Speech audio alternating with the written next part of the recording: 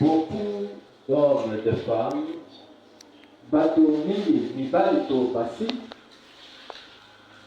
qui ont suivi des études universitaires jusqu'au niveau de doctorat et de savant même ce monde. Batangi bakelasi ya minene bakomi kino na epimelo ya kozala ba savant to ba doctorat.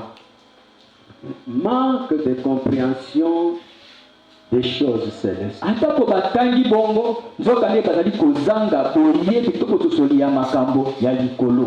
Ils ne comprennent rien. Bazali kososola eloko te La plupart. mingi kati na bango. Ils peuvent faire des analyses Bakoki kosala mabanalize na bango kolukiluki na bango au travers des écritures bibliques. atako na kati ya makomi ya Biblia, Mais le monde de révélation les échappe. nzokande mokili ya emoniseli bango bazokoma wana te ezokoleka bango se koleka. Parce que tout celui qui fait des analyses Po moto nyonso oyo azali kosalela mayele na ye dans des choses révélées par le Seigneur, kati na makambo oyo nkolo apesaka emoniseli, souvent il tape à côté. mingi bakendaka mopanzi.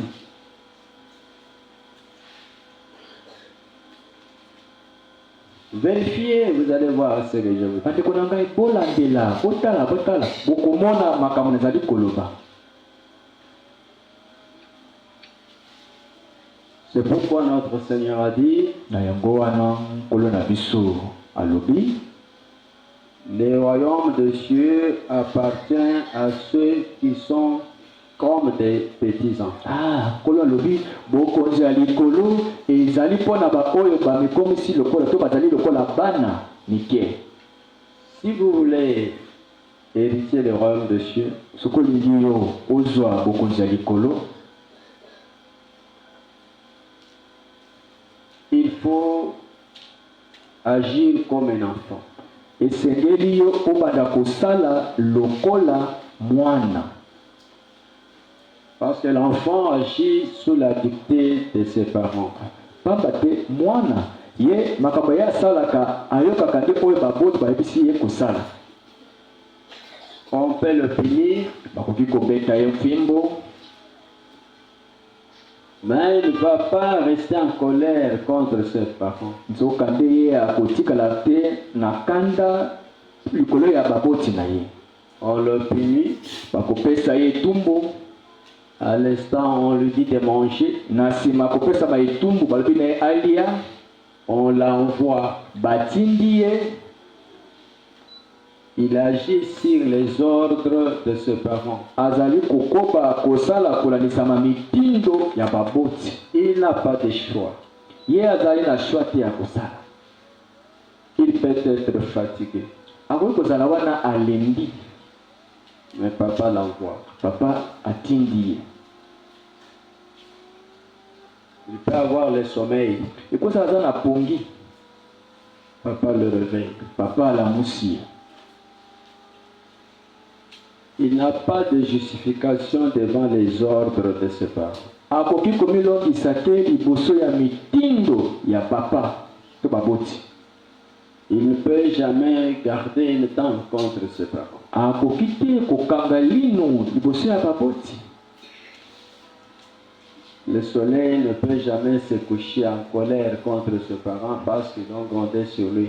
Akoki te kozela te butu moye ekende kolala ye akanga kanda likolo ya baboti na ye. Il ne va pas haïr ses parents. Akoyina baboti na ye te, Il ne va pas les abandonner akosundola pe bango te, parce que ce sont ses parents. po bazali baboti na ye. Et eux aussi ont le devoir de s'occuper de lui. Bango pe baboti bazali na mokumba ya kotala ya kolandela ye mwana na bango. Il contrôle sa vie. Bazali kolandela bomo ya mwana na bango. Quand on le voit mal se comporter, Soki bamoni akomi kotambola malamu te, on le punit. bapesi etumbu.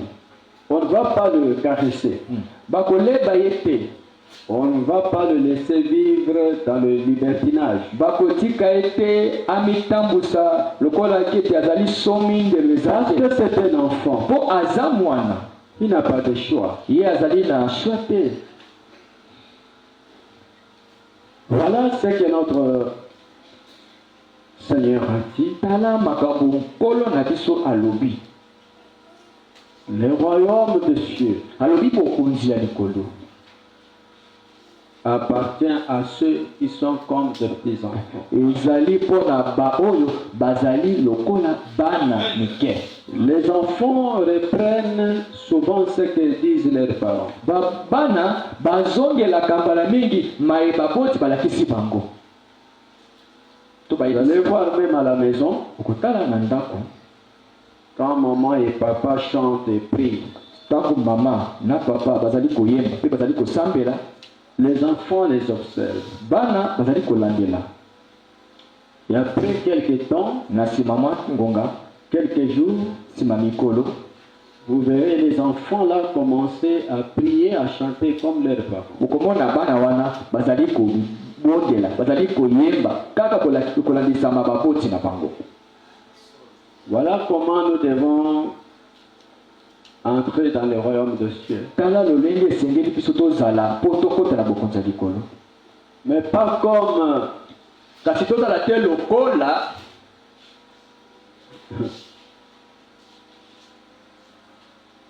ceux-là baoyo wana qui arrivent même à corriger le Seigneur.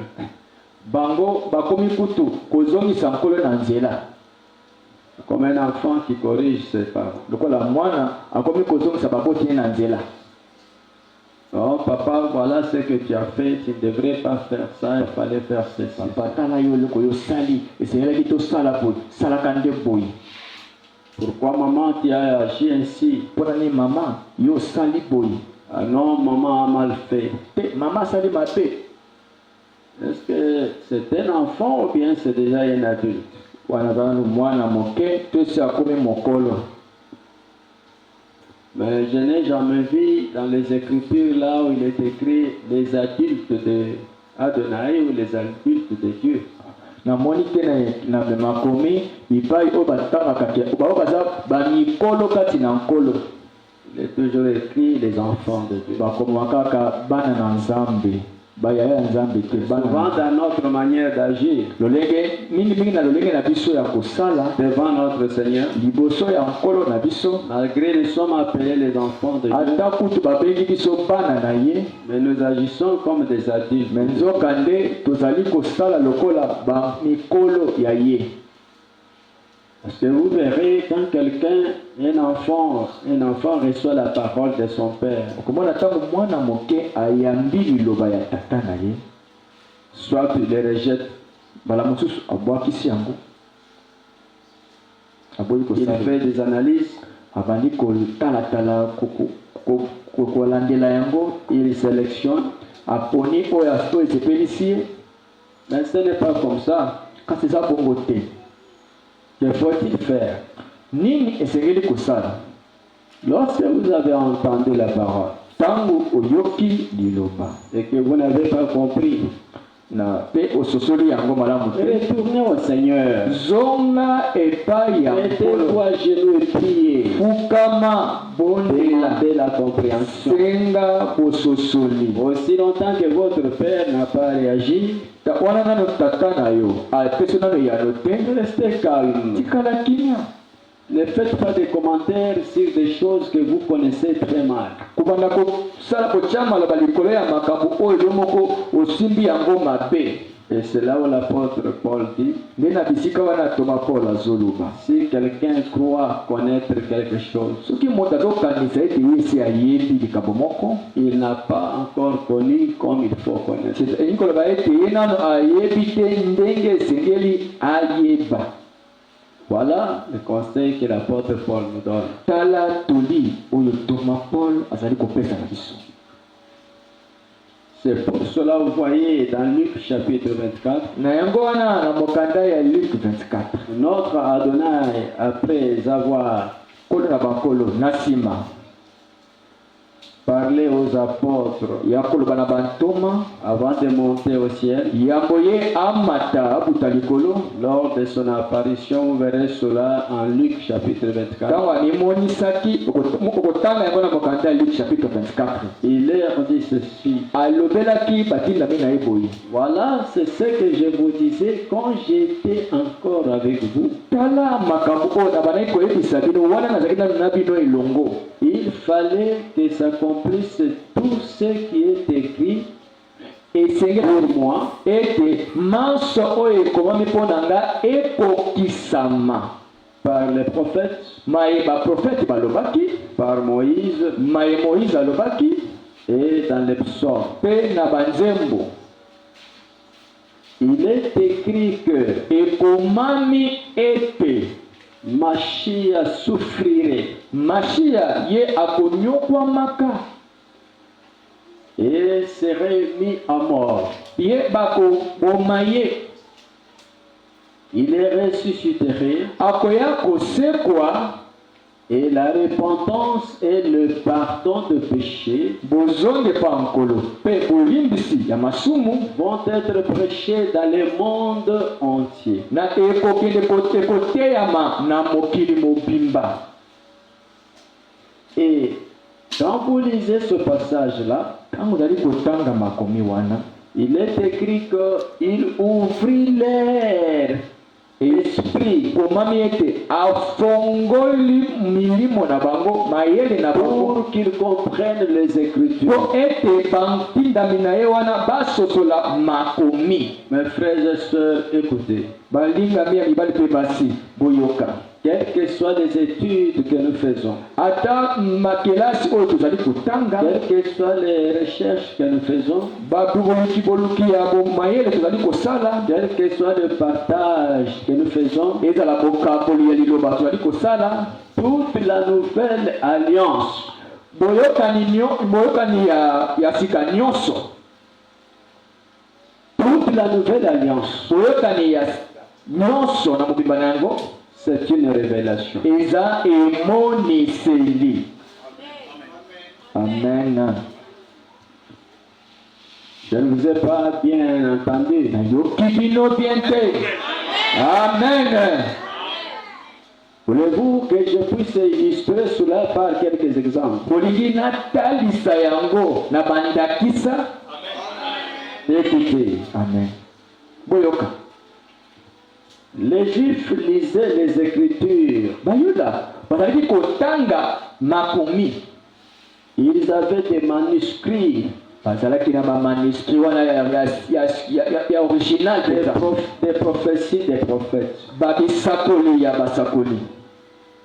Ils lisaient ça. bazalaki nango, bazalaki kotanga yango. Le prophète Ésaïe bazalaki na oyo ya profete Ezaïe a beaucoup parlé sur le Messie. alobelaki mingi makambo etali mashia. Jérémie a parlé. Jérémie mpe lokola alobeli makambo ya mashia. Zacharie a parlé. Zakari mpe alobeli. D'ailleurs, lui-même dit tout ce qui a été écrit pour moi par les prophètes. ye moko kuta alobaki nyonso oyo ekomamaki mpo na ngai Il fallait que cela s'accomplisse. esengelaki ete maloba na bango nyonso wana esengelaki ekokisama. Tout ce qui a été écrit par Moïse